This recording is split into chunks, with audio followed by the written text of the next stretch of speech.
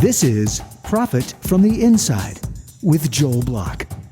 Insights to give your business the inside track. And now, here's your host, Joel Block. As the leader of a growing company, how often do you wake up and find yourself wondering how you're going to reduce the drama that comes with growing an active company? Well, to answer that question today, Daniel Marcos. Daniel, welcome to the show. Hey, Joe, how are you? Thanks for the invitation. Drama. This is a topic that everybody would like to see go away. We live in a world where drama is kind of front and center. So when you're talking about drama, what are you exactly talking about? So let me explain first on an analogy. You go to a restaurant, you sit down, there's nice music, all the waiters come on time, your food comes on time, it's hot, perfectly. And then sometimes you go to a restaurant and you hear the waiters running all over, you hear the plates falling inside the kitchen, your food comes cold, right? You know how much drama people are living. And whenever they go home, they have all this stress, but they usually bring that drama to their family. I've been an entrepreneur for 23 years now, and I know how much of the business drama I have brought to myself, my life, my body, my family, everything. And you know, whenever you're an entrepreneur and you have a team that you're under stress, the way you react really bad. People shout to each other. There's a lot of things that go wrong. You have to redo things. You spend a lot of money. And that creates a lot of stress. And we believe scaling, typically, it's a process with a lot of drama. And you could really do it with much less drama. We've seen entrepreneurs that they just fly through scale and they really enjoy the ride. And we some entrepreneurs that they have a lot of stress and drama going through the scale phase. You know, I'm just sitting here thinking that as companies grow, they kind of go into uncharted territory. They're doing projects they've never done before. They're servicing customers they've never had before. They're doing things.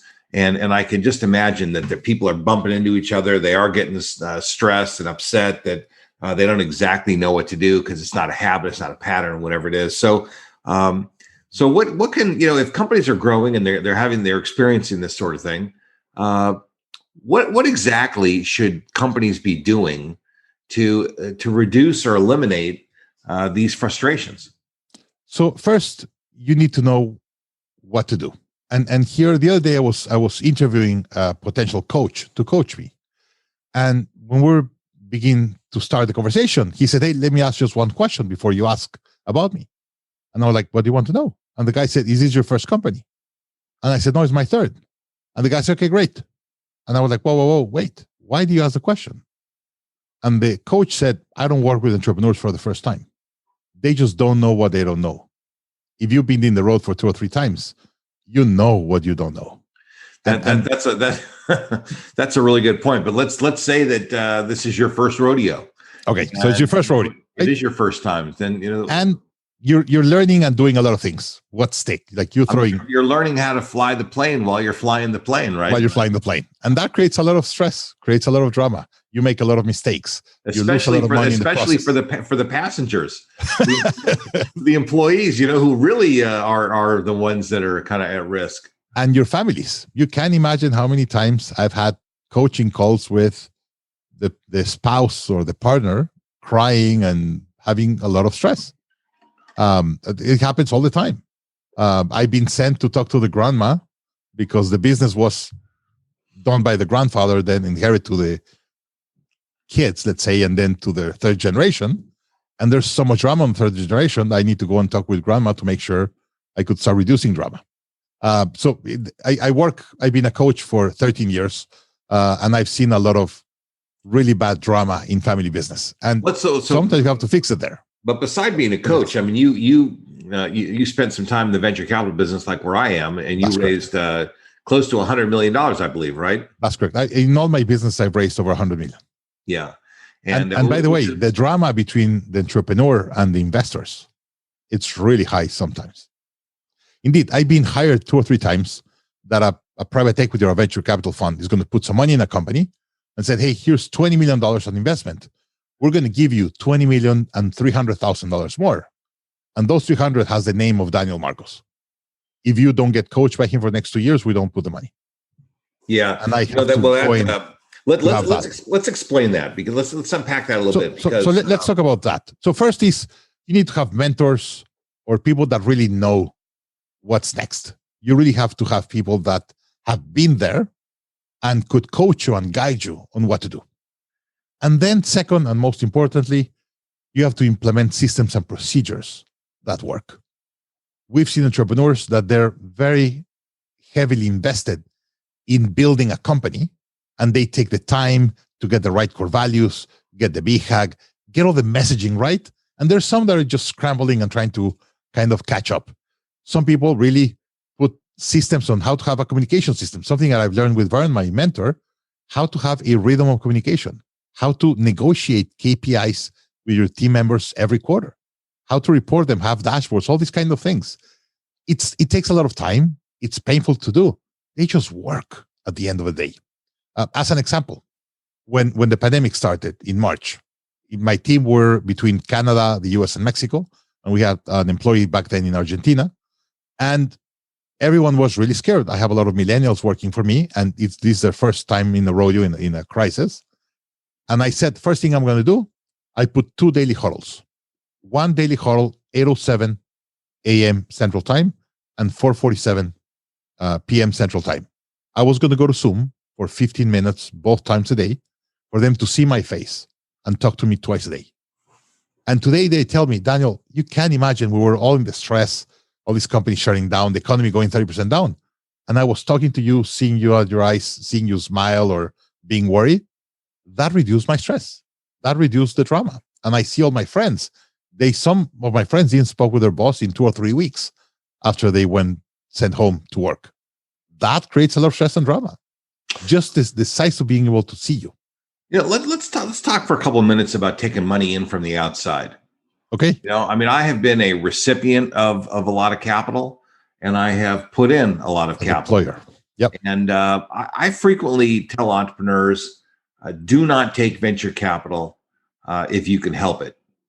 100%. That's a last resort. Agree or disagree? Agree. 100%. Agree. Why? And indeed, I recommend that you take investors on stage, what I call stage 3, not stage 1 and 2. You have to go beyond, let's say, 12, 15 employees before you get venture capital. You have to nail your product market fit, and really understand if what you sell is really a problem. You and I talk about this before the call. Some entrepreneurs create something to fix a problem that doesn't exist, right? And they raise all this bunch of money, and then they really don't have a company. I really believe it's dangerous to raise money until you have not proven your product on the market. And proving it means the customers will buy it. That customers are willing to pay whatever it costs for you to deliver. Okay, fair enough. You can't imagine how many times I've seen an entrepreneur that they're so in love with their product or service, but when I ask him, hey, will you pay for this? No. Then why you are so excited, right? Or 5 people are going to pay it, not 25,000. Yeah. Right? Yeah. The problem with venture capital or private equity or any professional money has a timeline included. And entrepreneurs don't understand timelines like that. They say, well, sometimes you create a very innovative product and you're 5 years before the industry. You're 10 years before the market is ready. And if you raise money, you're going to be crushed in the middle. Yeah. Let's talk, you're using a little bit of jargon. So let's just unpack the jargon, because you're from the money business. I'm from the money business. I mean, we've both been in this world. Professional money means people that invest this for a living. And That's typically professional investors are investing other people's money. Correct. As opposed to their own. So Dr. Smith or business person Jones, they take their own money and they just make investments. That's friends and family, typically, an angel investor or something. Angel investors, those are people that invest typically between 100 and 500,000 per person or so. And but professionals, their due diligence is different, right? So I just want to make sure that we're clear that the jargon is not going to confuse anyone. Thank you for clarifying that. And why an institutional investor is different, or a professional investor, is because they raise some money and they have a commitment of certain return. and they make money depending on the return they give. But if they give 100% return in a year compared to 100% return in 15 years, it's completely different. They pay based on the return per year, right? An angel investor, if they put an investment and take 3 years instead of a year, they're mad, but they're okay. They were in. Well, but also don't forget that those people are looking for a 20-to-1 return, 10 or 20-to-1. The other, as you kind of move down the chain, they're not expecting 10 or 20 times. They're expecting 3 times, 5 times, 7 times, and then as you get even a little further out, it might go to, 20% a year, so it just, the nature of the people changes. So let me tell a quick story that I think it will explain this perfectly. Some years ago, 2 entrepreneurs in Mexico came to me and said, "Hey, Daniel, we have this technology idea." It was a brilliant technology idea. I put the first angel investor, and my job was to build or bring the first round of investors. So I put almost 100K, and then brought Intel Capital and another fund in Washington. They put like 5 million, and then they say, "Hey, Daniel, we'll take over. You're the angel investor. Now we're professional investors. We'll run with it." They put the first 5 million after that, and then they got round B, and then round C, and then round D. Then took the company to the US. They start selling to the US government, to the Pentagon, everything. And we had a CEO that was Mexican. If you have a Mexican CEO, you cannot sell to the Pentagon. So we had to remove the CEO and put an American CEO. It was like a full change, right? So we started growing the company, but it took more time than what we were expecting. And we had to go like from 5 or 6 rounds. And always the last investor has the tag along and drag along and all these rights and the protection of their capital. They have to have their preferred return. And what the preferred return means is whenever the company sold, they get their money with their preferred return. And whatever is left goes to the rest of the investors. So when we sold the company, we sold it for over $100 million. And I was like, yes, I made it, right? I got this company that with no revenue, and we got it to sell it for over $100 million. So when the check comes in, round F got paid all their money with their preferred, then round E and then D, whatever. Round B got half their money. Round A got 0 money. I got 0 money, and the founders got 0 money. Oh man! So imagine this: 2 Mexican entrepreneurs, they grew their company to 100 million revenue. They sell to the U.S. government, and they go back home with 0. Let me see if I can explain that in a different way. First of all, preferred means that they get paid before you get paid, and if there's not enough to go around, they get the money. Correct. But part of the problem with professional investors is that they know more about the business than the people who are receiving it, and they tend to be so well capitalized. They got plenty of money for attorneys, plenty of money for all the things that they need, and that's what makes these people very dangerous. I do a little bit of expert witness work from time to time, and whenever there are professional investors, venture guys, hedge fund guys, they're the ones that are always taking advantage of these little companies. The little companies are starving for money. They need the money. They get the money, but ultimately, the funds, they put these little zingers in there, or whatever different kinds of clauses. They understand the terms. They don't understand the terms. And the entrepreneurs just want the money so bad that they overlook a lot of this stuff. And their attorneys frequently will tell them, "Well, be careful. You know what? We need the money so bad. We got to make payroll Friday. Just give us the money." and then they end up sorry years later. And something you said earlier that I think is really important: when they get the money, they don't understand all the clause and everything, and they put a really high valuation. You and I talked a little bit about before recording that we've seen entrepreneurs getting really high valuations. They don't understand that if they get a high valuation when they come in, they have to give a return based on that high valuation. Or higher. So, of that plus the percentage that the investor needs of the preferred return. So I work a lot with investors, and the thing that I've been hearing recently said, "Hey, entrepreneur, you could put the valuation. We put the terms. So whatever valuation you believe it's right, most likely we'll accept it, but we put the terms. And the most important term, our money goes out first, preferred money, with a certain return. If you put a very high valuation, you're killing yourself on the way out. Yeah. Entrepreneurs don't get that. So listen, so the takeaway from this discussion really is that if you're going to take money into your company, especially professional money, you really want to build a good company before you start taking that money in. And that's why I say I don't recommend getting professional money until you don't have proven your model and you have a way or a proven scalable process for you to scale your company. Because if you're trying to figure out how to scale it with someone else's money and you think it's going to take you 6 months and it takes you 3 years, you lost your company. So let's talk about some of these, because a lot of our companies are seasoned companies. We deal with executives from more seasoned businesses. And a lot of these companies, they have a lot of legacy processes. There's a lot of disruption, innovation that's taking place. How do you counsel companies to, be ready to go to the next level or reorganize themselves and, keep what's great about their company, but also not be afraid to ditch some stuff that's not working, but they're attached to it because it's legacy? So,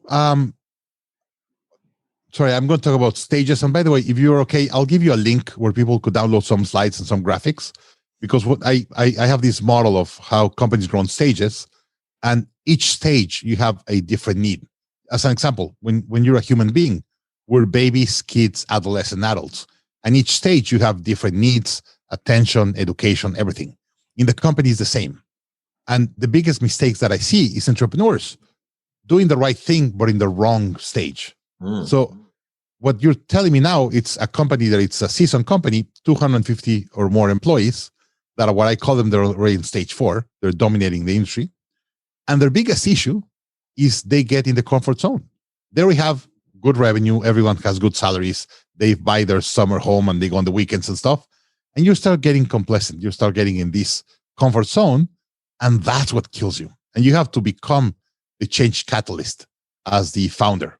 Indeed, if you see an atom, I see the entrepreneur kind of around the company. The company runs without you. The day-to-day runs without you. But you're outside kind of going around and making sure you're the change catalyst and bringing innovation. The first thing you have to change is the mindset of the management team. If they don't have a growing mindset, you could bring whatever idea, trends, whatever, not going to work. Do you know Salim Ismail? You know what that reminds me of? Yep. It reminds me of Andy Groves, who was the CEO of Intel. Yep. And no matter how big the company got, he was always paranoid that somebody was going to come and take it away from him. And only the paranoid survived. And that caused him to be incredibly innovative all the time. He was never satisfied. He never was complacent. He was just driven by always doing more and better. The phrase of Bill Gates, I'm always afraid of this 20-year-old kid in a garage that is going to destroy Microsoft. Yeah.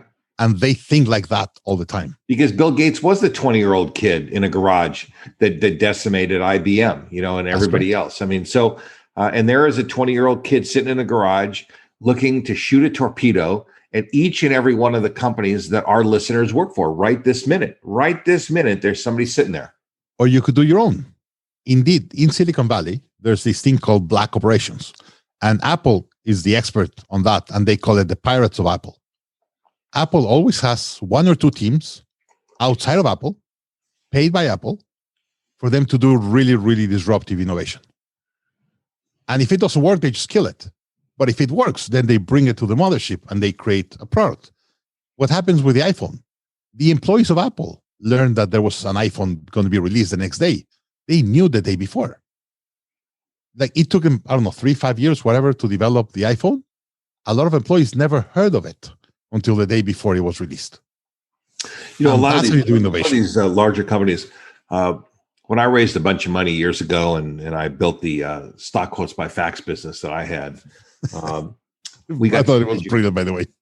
What's that? It's brilliant business, by the way. Really ahead of your time. Oh, we were way ahead of our time, though. We were way ahead. But we got a company to give us money because it was a strategic investment for them. And that was really helpful.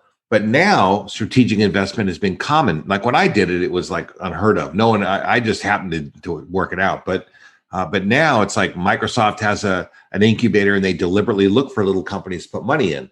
And one of the things that middle-sized companies should do, they may not be able to afford their own incubator, but they certainly should align themselves with industries where these new ideas are coming from, so that they don't get blindsided. And that's intel. For me, coming from the venture capital business, you spent years in the venture capital business around those people. They have their finger on the new ideas, and even middle-sized companies need to have a growth strategy of acquisition, and they need to be open to investing in these kinds of companies and supporting them. So I give a lot of lectures all over the world, and give a lot of lectures to incubators and all these programs in universities and everything. And they have amazing ideas. They have just no idea how to execute. And then I give presentations to bigger corporations, and they have all this money and execution muscle, and they don't have the ideas. And I'm like, guys, you just have to get together. Well, but I mean, listen, the way that the ecosystem works, little companies innovate, big companies operate, and that's why it works. Little companies come up with an idea, they get it started, they kind of get the momentum started, but they can't grow it any further. They sell it, they get rich. The big company takes it, and then they go to the next level, whatever the next level is going to be. But yes, but that works very well in a developed market like the US. That is not the standard around the world.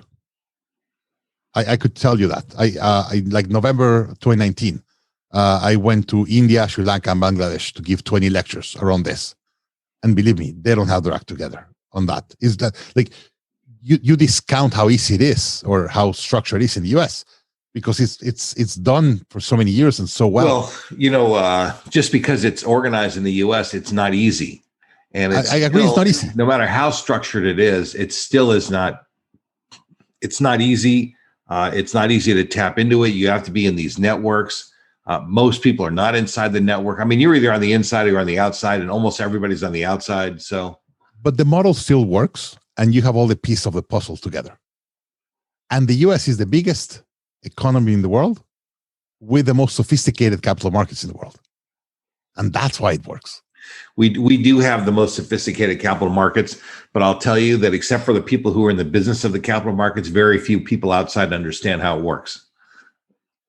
I think you have a really good point. I agree with you there, 100%. So let's go back to our original. Let's go to the drama. The drama. How because this was great. Listen, we kind of sidewinded into some other stuff, and actually, I love the stuff we were talking about. But how does a company reduce drama around creating new processes, figuring out new things, trying to do new stuff, going new places, whatever? So I become a big reader. You see all this, and by the way, they're real. They're not. A lot of people said, "Hey, I love your picture of the books." I become a really avid reader whenever I realize that every problem or opportunity I have in my business, someone already had that problem or challenge, figure out a way to do it, and wrote a book about it. So in business, we read this book, go to conference, hire consultants, everything, and we implement all these systems and procedures. But I go to companies and I say, "Okay, show me your systems." And they show me their accounting system, their production system, their customer support system. And I was like, "Show me your CEO system." I said, "What do you mean?" What system? Your CEO system. Oh, gotcha. And people said, like, "What do you mean?" And I was like, "What tools and systems do you use to be a better leader?" And they look at me, it's like, well, but I have a board and I have whatever. And everyone tells me a different story. No one has a set of tools that works for you to be a better CEO. And I really believe that creates a lot of drama. And by the way, I get hired. So have you created that toolkit? I have a lot of that. I'm publishing a book over the summer, and I'll share a little bit with it. But let me walk you through this. I go to a company and they having all this drama, and they say, "Hey, I want to hire you for you to fix my team." And I said, "Sorry, but what is happening below, it's a reflection of what's happening on top." You have a small disalignment on the top, it trickles really, really big on the bottom. Yeah. And as leaders, we said, "Hey, go and fix that big problem." And I was like, "But that problem was created here. Let me do a small tweak up here. It's going to get fixed." So what do you think? Is that a function of arrogance or lack of self-awareness? I mean, for a person that thinks everybody else around him needs to be fixed, when really it's the person who needs some repair. I mean, what is that about? And this is, I think, starts with a human condition. For you to get to build a company as big as that, sometimes you have to be quite tough. You have to get a lot of confidence or have a lot of confidence in yourself. And you have to have all these traits that make you that strong to be able to grow a company. And sometimes when you're up there, you stop looking into other things and stop hearing people. And that creates a lot of issues. And what about this? So let's say that 25 years ago, this person set up a new company. They're tough. They're a good business person. And now 25 years later, the world's gotten much softer. The people are much nicer. There's all different kind of people that are involved in the workplace that weren't involved before. And there's a lot of rules and laws that you have to be nicer. How does that tough personality work in this new soft world that we live in? Some of them have been able to adapt and learn and adjust, and some just can't. And by the way, it's part of human nature. And we always talk about this drama thing, and everything's created because we're people. We human beings are not perfect. We have all these challenges. We have all these learnings. We have all these things that create who we are, that some of them are great and some of them create problems. So we're all in the people business. I really believe most of the problems, 99% of the problems of companies, are created by human beings. Yeah. And a lot of that's it's always about people. And by the way, I've been coaching entrepreneurs for many, many years and talking about stages back. Stage 3, the most important thing of stage 3 is that you're able to let go of your ego and really build a company with leaders that are better than you. And this is a problem that I see a lot of companies. Whatever the CEO is really strong at becomes the weakness of the company after stage 3. As an example, hey, I'm really good in sales, right? I'm driving all the sales of my company. Whenever I get to stage 3, I have 50 employees or whatever. I am the head of sales and I'm also the CEO. I don't have time to do both things well. And I do really bad in sales and then sales suffer. But then say, okay, hire someone. But I'm never going to find anyone as good as me in sales because I'm better than them. So I never hire someone good. And that becomes my weakness. And how does that breed drama? Everywhere. Like you can imagine, like everyone knows except you in your company. Before I start working in a company, I always tell the CEO, do you mind that I interview 3 or 4 employees? Because I want to hear the other side of the story. And they were like, yeah, of course, do it. And what I hear, it's just like sad. One of the things that I hear the most, please get my boss off my back. They already gave me the priorities. I have my KPIs. I have my dashboards. I know what I have to do. I know more than my boss in my department, and they still don't allow me to do my job. They're all the time, what are you doing? Explain me this. Why don't you do this? Do what I want. Like, why do you hire me, pay me $250,000? I have whatever degrees. I'm an expert on this. And then you want me to do whatever you want. Like, allow me to at least give input, right? No. Yeah. I hire you because I want you to do exactly this. We were talking about professional money, but there's also professional managers and entrepreneurs. Yes. A lot of smaller companies, I'm not even mean small, but like middle-sized companies. They're started by entrepreneurial people somewhere along the way. They grow to some level, and that culture kind of sticks there. And then over time, they start getting professional managers, and they want to do things different than the entrepreneurial culture did it. And I could see how these two situations bump into each other. So I've been a member of EO for 21 years, and I've been a member of YPO for the last 3. And one of the things that I've learned and appreciate the most about YPO is that professional managers. In EO, we're all entrepreneurs. You see very little of that. In YPO, you have a mix of whatever they call family business, hired guns, and entrepreneurs. And you get a lot of more difference of management styles, and you get a lot of professional managers there that I've learned so much from them because they've been running professional business professionally for so many years, and they're an expert on running companies. Yeah. Well, listen, so here's a couple takeaways. Number one, I'm always looking for the inside track, which is the best, smartest, and fastest ways to get something done. And the whole concept of drama seems to, come from, someplace probably near the top that creates this level of frustration.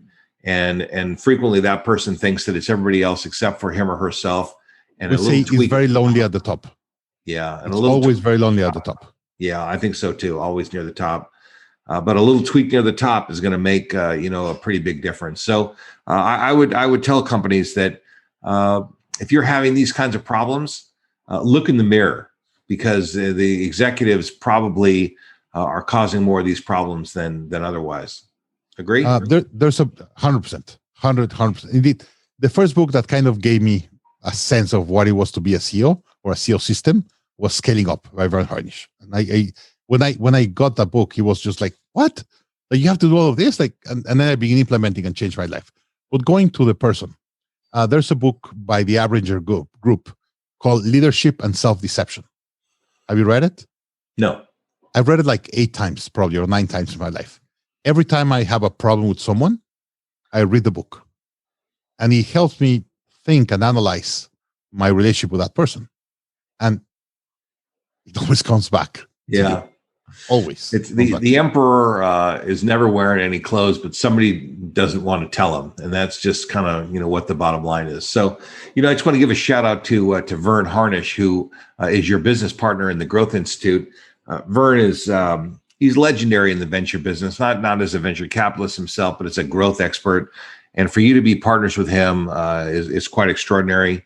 Vern is somebody that I know, and I consider him a friend.